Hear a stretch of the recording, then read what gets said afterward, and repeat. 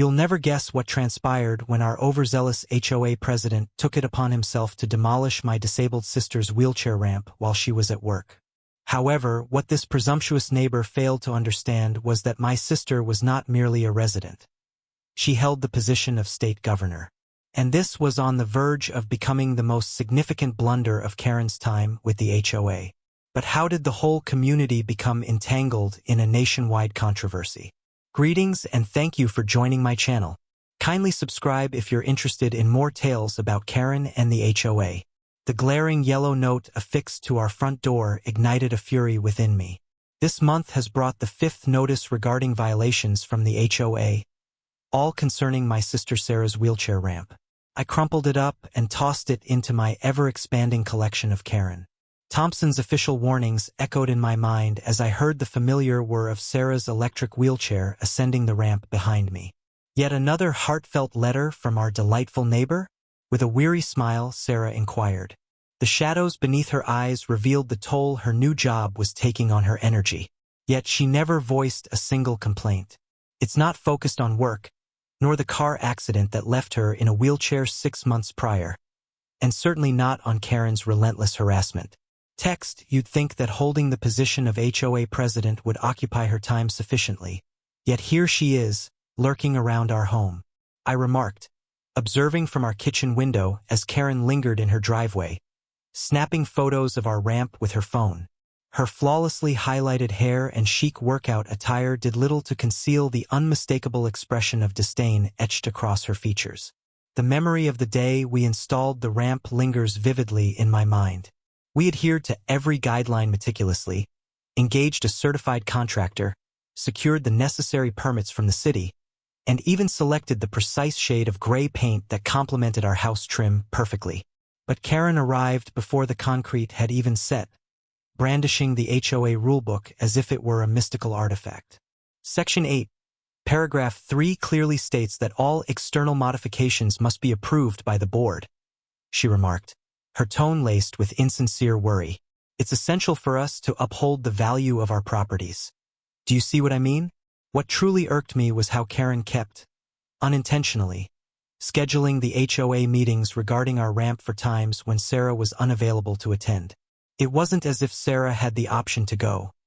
She was preoccupied with managing the state. Indeed, that's correct. My sister isn't merely a homeowner. She's the governor. However, we had chosen to keep that under wraps in the neighborhood, aiming to preserve a sense of privacy throughout her recovery. Last week, I observed Karen measuring the ramp with a tape measure at 6 a.m. Upon confronting her, she asserted that she was merely fulfilling her responsibilities as the HOA president. From that point on, I began to meticulously document everything, capturing videos, preserving her notices, and maintaining a comprehensive log of each interaction. A feeling deep within me suggested that it would be necessary. This morning held a unique quality. As I assisted Sarah into her car for her physical therapy appointment, I observed Karen clustered with 2 men in suits close to her house, animatedly pointing at our ramp and gesturing with intensity. One of them was jotting down notes in a notebook, while the other was capturing more photographs. Text, I expressed my discontent to Sarah. Perhaps it's time we reveal our true selves to them. Sarah gently shook her head, a subtle gesture that spoke volumes. I will not leverage my role for any preferential treatment. We will approach this matter appropriately, utilizing the correct avenues. As I observed Karen's victorious grin while she passed the hefty manila envelopes to the suited men, an unsettling thought lingered in my mind. Perhaps adhering to the rules wouldn't suffice this time. I took out my phone and began to record, capturing Karen's voice drifting through our yards on the gentle morning breeze. Absolutely, we require that bulldozer to arrive first thing tomorrow morning. The board has given the green light for the removal. My heart froze in place. Surely they wouldn't actually dismantle a wheelchair ramp, would they? As Sarah's car rounded the corner, I hurried inside to review our security footage and collect our folder of permits. However, what I discovered in our records would alter the course of everything. A revelation that would leave Karen regretting ever learning about it. As I sat down to enjoy my breakfast, the distant rumble of heavy machinery broke the morning's tranquility outside our home. The spoon clanged against the bowl as I hurried to the window, and my heart almost ceased its rhythm. There stood Karen in our front yard, clad in her iconic red blazer, her blonde hair impeccably styled, gesturing towards our wheelchair ramp as a man in a construction hat agreed with her observations. I snatched my phone to capture every moment as I dashed outside. The early rays of the sun had just begun to peek over the horizon, while the majority of our neighbors remained in the embrace of slumber. A vibrant yellow bulldozer rested in our driveway, its metallic blade shining ominously. Two workers in vibrant orange vests meticulously measured the ramp with their eye-catching yellow tape measures, while Karen held a stack of papers to her chest as if they were treasures beyond compare. "What are you up to?" I shouted, my voice trembling more than I intended. Karen's expression brightened with the familiar, insincere smile she consistently donned during HOA gatherings. "Ah, wonderful! You've returned," she sang, striding toward me in her chic heels that gently pressed into the lush green grass beneath us. "An emergency order has been issued by the HOA board. This arrangement clearly contravenes the stipulations outlined in Community Guidelines Section 4.23. She brandished a sheet of paper in front of me, only to retract it just as I reached for it. I inhaled deeply, just as Sarah instructed me during her campaign addresses. "Karen, we have completed and submitted all the necessary paperwork. The city has granted us approval.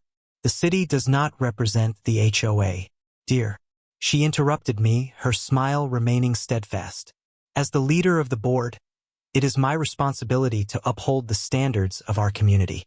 This ramp is an unsightly blemish that is negatively impacting property values. Observe how it disrupts the harmony of the neighborhood's visual appeal." The bulldozer roared to life, and a wave of unease washed over me. I accessed the property maps on my phone that Sarah had instructed me to save, displaying our property lines and permits. "This is against the law. It is unacceptable to destroy someone's property without giving appropriate notice, or a judicial decree." Yet Karen merely chuckled, a shrill noise that sent shivers down my spine. Notification was sent out 3 weeks prior through certified mail. "The receipt is right here with us." She revealed another document, displaying a signature that was unfamiliar to me. I anxiously punched in Sarah's number, only to be met with the cold, unyielding sound of her voicemail. "Absolutely. She attended the private budget meeting today." I reached out to her assistant, her security team, and anyone else that came to mind, but there was no response from anyone. The construction crew began to set up orange cones around our driveway. One of them appeared hesitant, reviewing his documents repeatedly. I observed him murmuring to his coworker, gesturing towards something that appeared off. "I warned you if you proceed with this." My voice is becoming more powerful. "Expect communication from our legal team. This constitutes a breach of the Americans with Disabilities Act." I began broadcasting every moment from my phone, ensuring that no detail went unnoticed. Karen's smile wavered for just a moment. "The HOA is not exempt from." "No HOA is exempt from federal law," I exclaimed, so loud that the lights began to flicker on in the houses nearby. Our elderly neighbor, Mr. Rodriguez, peeked out from his front door, only to retreat back inside upon spotting Karen. Yet she had already shifted her focus to the bulldozer operator, offering him a decisive nod. The engine erupted with a powerful growl, its treads grinding against the surface of our driveway. I observed with dread as the blade descended toward the ramp that had required us weeks to install correctly. "It's your final opportunity, Karen," I stated, my phone firmly held in my grip. "This decision could lead to significant consequences." She glanced over her shoulder, her gaze icy even as her lips curled into a smile. The sole error was permitting this abomination to come into existence from the outset.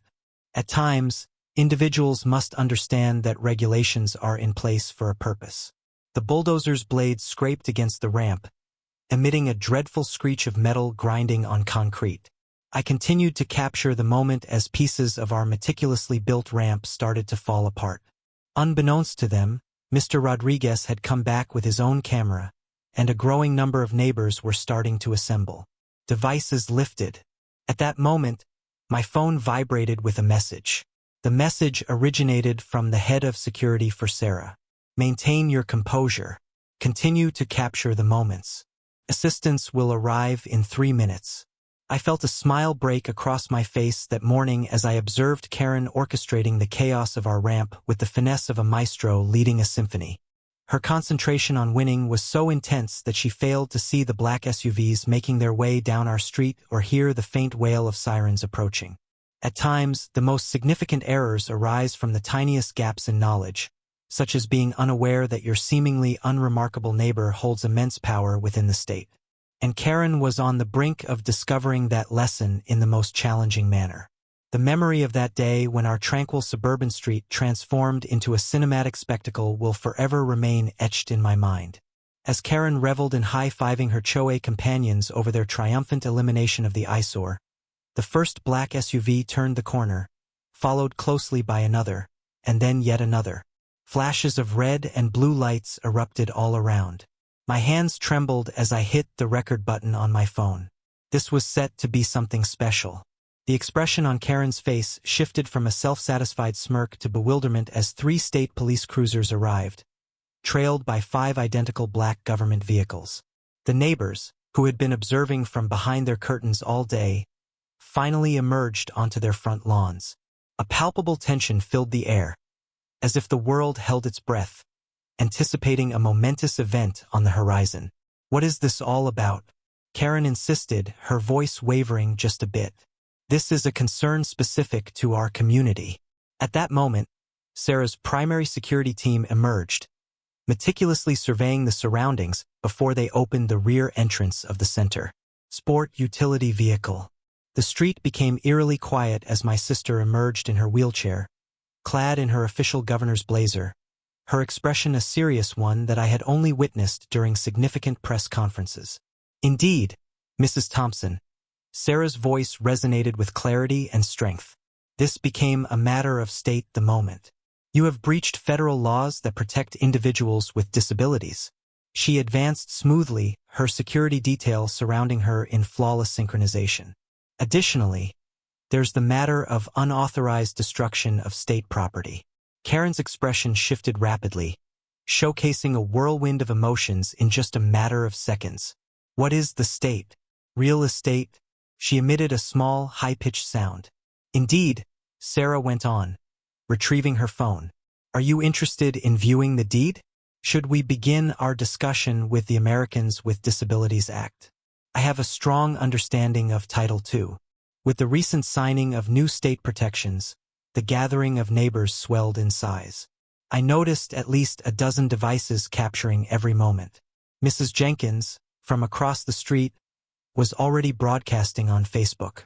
However, the HOA bylaws explicitly indicate. Karen staggered back, gripping her cherished violation notices tightly. "How intriguing that you bring those up," Sarah interjected, gesturing to her assistant who approached with a hefty binder in hand. "This afternoon, my legal team has been diligently examining the bylaws of your HOA. Are you curious about what we discovered?" I observed as Karen's HOA board members began to subtly distance themselves from her. Wise decision. Numerous breaches of state housing regulations, unjust practices, and Sarah took a moment to let the silence linger. Inconsistent financial documentation spanning the past 3 years. The audience inhaled sharply. I focused closely on Karen's face with my phone as it became paler than those violations. Observes that she cherished deeply. "This is not—" "I had no idea," Karen stammered, "that I held the position of governor." Sarah completed it for her. "Or that obstructing a disabled person's access ramp without appropriate notice or permits constitutes a violation of federal law." 2 state investigators approached, notebooks ready for their observations. In the distance, I noticed news vans beginning to arrive at the end of our street. "Madam Thompson?" A voice from the investigation team emerged. "We kindly request your presence to discuss today's occurrences and the financial inconsistencies that have arisen." As Karen was escorted away, her words still swirling around property values and HOA regulations, Sarah faced the assembled crowd. She embodied the essence of a true leader, even perched in her wheelchair amidst the debris of our ramp. My esteemed neighbors, she commenced. Today, we gather to explore the true essence of community. She pointed towards the ruined ramp. This situation extends beyond my personal circumstances or my ability to enter my residence. This concerns the fundamental right of every individual to exist with dignity within their own community. The expressions among the crowd revealed a mix of shame, anger, and, above all, a deep sense of understanding. As I observed Karen being led to a police car, her HOA rulebook firmly in hand, a wave of curiosity washed over me. What might become of our tranquil community following this electrifying night? And, even more crucially, how many other HOAs were employing the same tactics that Karen had been successfully using for years? The day following the bulldozing incident, I awoke to my phone vibrating incessantly. The footage from our security camera had captured attention overnight, and news vans were already gathered outside our home. Yet, that wasn't even the most astonishing aspect. A former high school friend of mine, now a civil rights lawyer, reached out with surprising revelations regarding Karen's previous HOA infractions. It was astonishing to behold the contents of the files he sent when I opened them. Karen had faced legal action 3 times previously for comparable antics in different neighborhoods. Yet she had consistently found a way to resolve the matters discreetly and continue her reign of chaos. A fresh homeowners association. On this occasion, she had chosen the incorrect house at an inopportune moment. Sarah, with her remarkable leadership, didn't merely react with anger. She took charge and organized a response. She summoned an urgent press conference right on our front lawn, with the shattered ramp fragments still strewn behind her. The journalists erupted in excitement as she unveiled a pile of documents revealing that Karen had not only breached federal disability laws, but had also flouted 17 distinct state housing regulations. However, this is where things become truly captivating. One by one, our elderly neighbors began to step forward. Mrs. Chun from across the street disclosed that Karen had compelled her to dismantle her medical garden. Mr. Rodriguez presented evidence of the fine imposed on him for installing a wheelchair lift for his veteran father. Even the quiet Baker family expressed their concerns about facing fines for the sensory-friendly playground equipment designed for their autistic son. The familiar neighborhood I had known for years suddenly seemed transformed. Individuals engaged in conversation, exchanging narratives, and gathering in unity. Karen attempted to convene an emergency HOA meeting to tackle these baseless accusations, yet only her 2 steadfast board supporters attended. In the meantime, Sarah welcomed disability rights advocates into our home, drawing in half the neighborhood eager to understand the importance of accessible housing rights. Just when we believed the drama couldn't escalate further, someone decided to leak Karen's HOA financial records. It appears she had been utilizing the fines she gathered to fund her own home renovations, asserting they were community improvements sanctioned by the board. The attorney for the HOA abruptly left, and 3 members of the board stepped down. Despite the barrage of furious emails that unexpectedly reached the local news, Karen remained resolute. The following morning, she arrived at our doorstep wielding a cease and desist letter, insisting that we cease the dissemination of falsehoods regarding her. What she didn't anticipate was stumbling into a meeting between Sarah and the state housing commissioner, who was keen on scrutinizing every HOA decision Karen had made over the past 5 years. The expression on Karen's face as she came to terms with the disintegration of her HOA dominance was nearly priceless. The tension is palpable. Yet, the most striking moment came as we observed our neighbors gradually erect support-accessible housing signs in their yards, one after another, until Karen's house remained solitary, devoid of such a symbol. The news helicopters hovering above documented every moment. As the sun dipped below the horizon, our tale captured the attention of the nation. I observed neighbors converging on our lawn that evening, exchanging stories and envisioning a new, inclusive homeowners association. I found myself pondering, how could a single wheelchair ramp ignite such a profound transformation? However, the evening still had more to unfold. Sarah had just come across some intriguing documents regarding the bulldozing company's ties to Karen's private contracting business. The following morning, I was greeted by a flood of messages from neighbors recounting their own HOA nightmares. My phone incessantly buzzed with requests from news reporters eager to discuss the events that unfolded. However, what truly piqued my interest was the email from Mrs. Rodriguez, our elderly neighbor who had received a fine from Karen last month for possessing a garden gnome. She possessed evidence of Karen violating additional laws as well. I meticulously printed out every HOA rule and dedicated the entire day to highlighting the sections that Karen had overlooked. Sarah's legal team discovered Karen. I never got around to submitting the necessary paperwork to assume the role of HOA president.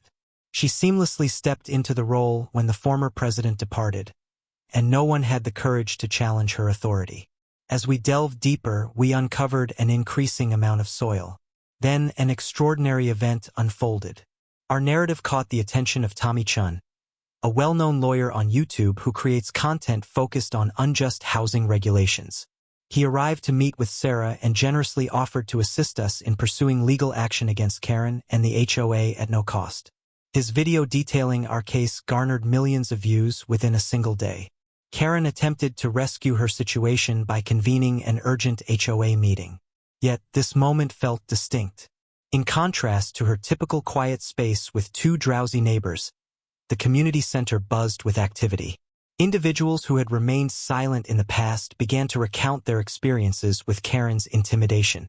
Mr. Jenkins displayed images of the treehouse his daughter built, which Karen insisted he dismantle. The Wilson family discussed the Christmas lights that Karen claimed were excessively bright. Sarah approached the microphone but hesitated. Simply discussed the ramp. She unveiled her grand scheme. She had dedicated her efforts to crafting a new law aimed at safeguarding homeowners from the overreach of HOAs. The announcement sparked a wave of excitement as she revealed it would be named the Right to Home Happiness Act. However, the most exciting aspect? The footage from our security cameras revealed that Karen had falsified official documents regarding her permission to bulldoze the ramp. That was the moment her own attorney abandoned her case. 2 days later, we observed Karen carefully gather her cherished rose bushes, the very ones she had insisted everyone else emulate, and prepare to leave. The newly formed HOA board is truly impressive. The old violations office has been transformed into a community help center. Now, rather than issuing fines, they present welcome baskets to new neighbors. A program was initiated to assist elderly residents with home repairs. Sarah's ramp has been reconstructed, and it's an improvement over the previous version. It was adorned by local artists with exquisite floral designs. It features enchanting lights that emit a gentle glow during the night. The children from the neighborhood genuinely believe it's the most beautiful thing on our street. Last week, Sarah hosted a delightful barbecue for the entire neighborhood in our backyard. Observing the joyful laughter and the sharing of delicious food as Karen once passionately expressed her concerns about the height of the grass. Guidelines opened my eyes to something significant. Occasionally, the most challenging experiences pave the way for the most transformative shifts. Do you recall that bulldozer company? Free ramp installations are now available for disabled residents throughout the state. The CEO took the time to personally extend an apology to Sarah. A scholarship fund has been established for students pursuing studies in disability rights law. Yesterday brought the most unexpected revelation. I have been elevated to lead the newly established Homeowner Protection Office for the state. What was my initial employment experience? Guiding other communities in transforming their HOAs from oppressive forces into supportive allies. Sarah mentions that this is only the beginning. Do you want to know something? Reflecting on the transformations that have unfolded in merely a year, I find myself in agreement with her. Our narrative even found its way into school textbooks as a prime illustration of resisting unjust regulations. Yet, the true triumph lies beyond the headlines and the newly enacted laws. It's all about the small details. It's delightful to witness the expansion of Mrs. Rodriguez's garden gnome army with each passing week, or observing children joyfully playing on their front lawns, unburdened by the threat of violation notices. Karen's former residence was sold just last week. The fresh household? They have 3 children, 2 dogs, and can you believe what's in their front yard? A ramp for their grandmother's wheelchair. No one voiced any grievances. Instead, 5 neighbors arrived to assist them with unpacking. That's when I realized we didn't merely alter a HOA. We transformed perspectives.